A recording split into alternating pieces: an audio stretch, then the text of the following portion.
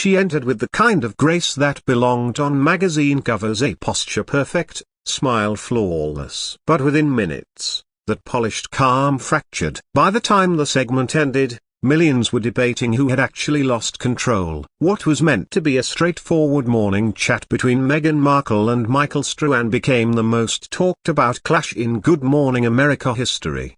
The studio bustled with its usual pre-show rhythm. Makeup artists started between chairs, producers murmured into headsets, the scent of coffee mingled with the faint hum of tension. In the green room, Michael Strahan, a unshakable, media-savvy, a veteran of live television, reviewed his notes. He'd spoken with presidents and Oscar winners, but today's guest carried a different kind of buzz. Meghan Markle, a former duchess, actress, humanitarian, global headline magnate, was booked to promote her latest philanthropic project and a wellness documentary. Officially, the segment was about her work. Unofficially, producers knew the conversation could turn volatile. She arrived early, dressed in an ivory pantsuit that blended royal composure with Hollywood polish. She was warm with the crew, complimented the set, even cracked a joke with a producer. But in her eyes, there was something a broken bar unreadable. At precisely 8:17 a.m.,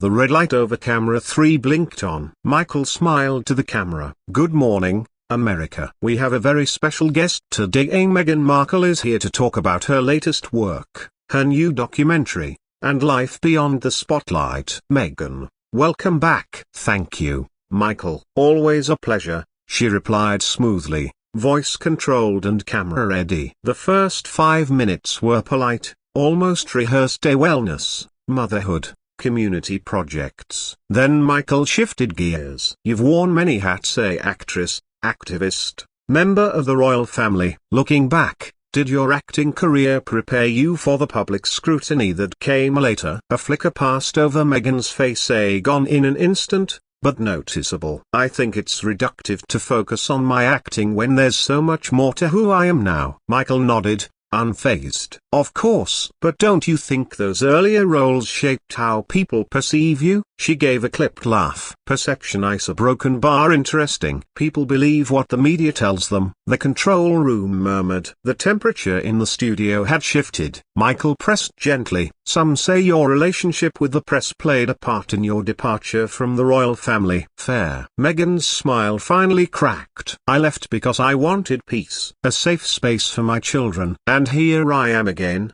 dissected on national television." Michael raised an eyebrow. "And yet, you've stayed very public since, documentaries, podcasts, interviews like this. Some might say you left one spotlight only to create another." Her smirk was sharp now. "Are you suggesting speaking on my own terms is the same as being hounded by tabloids?" "I'm just saying the transition wasn't exactly a retreat from attention. I get to choose the narrative, Michael." "That's something you might not understand unless you've lived it." "Oh, I understand public pressure," he replied evenly. "I've lived it." The silence between them felt like a held breath. Michael leaned forward. "Was there a cultural clash?